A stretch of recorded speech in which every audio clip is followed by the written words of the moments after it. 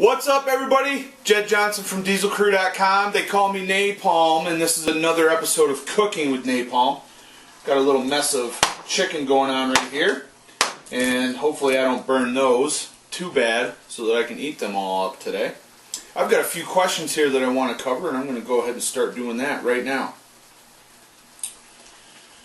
This one comes from Poppin' Caps, yo. And he says, "Hey Jed, thanks for the videos, man. You're welcome. I've been watching a lot of them and soaking in information. I've been doing a strength program and noticed my grip was becoming a limiting factor, so I started researching grip training.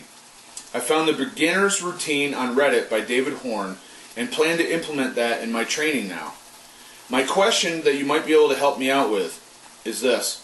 My thumbless grip is much stronger than my regular grip when going to do bent over rows or lat pull downs. Why is this? On Reddit they said that because the bones don't align properly in a regular grip.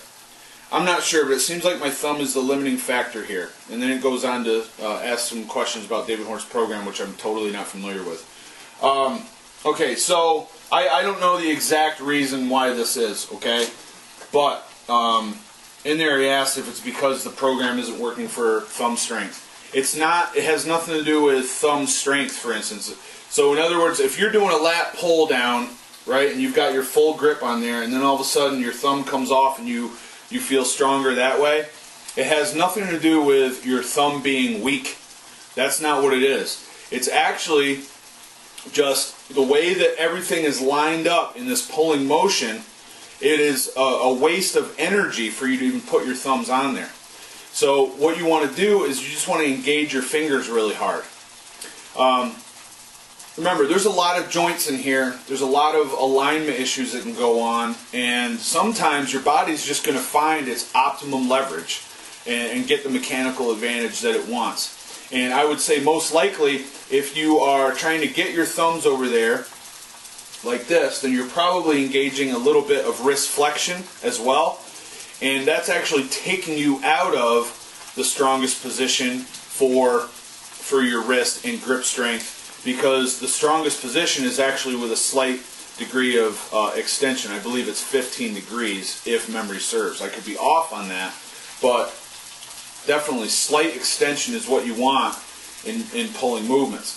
You're going to get that extension position better if you get rid of the thumbs, because if you throw your thumbs on there, it's going to try to force you into a neutral or go beyond neutral into a slight flexion position, and you're going to lose strength.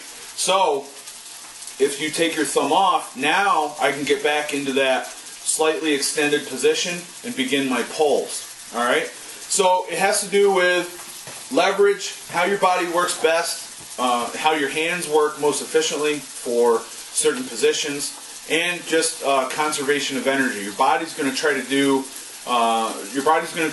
use as little energy as possible during a movement, and if that means pulling your thumbs off there to get into a more efficient position, then that's what it's going to do. Also want to say that the same exact thing happens to me. I can pull more reps. I might start out with my thumb on there, but I can pull more reps when my thumb comes off. So it's not that your thumbs are weak. To test your thumb strength, you want to do things like different pinching feats, block weights, plate pinch, wide, narrow, dynamic pinching, clamps, key pinch, things like that. All those are what you're going to use as indicators for thumb strength, not just a full grip. Okay, your thumb will assist on holds and things like that, but you know, doing dynamic pulls and things like that at different positions, it's going to change things up. I hope this has been a helpful response for you. If anybody else has questions, please feel free to send them my way.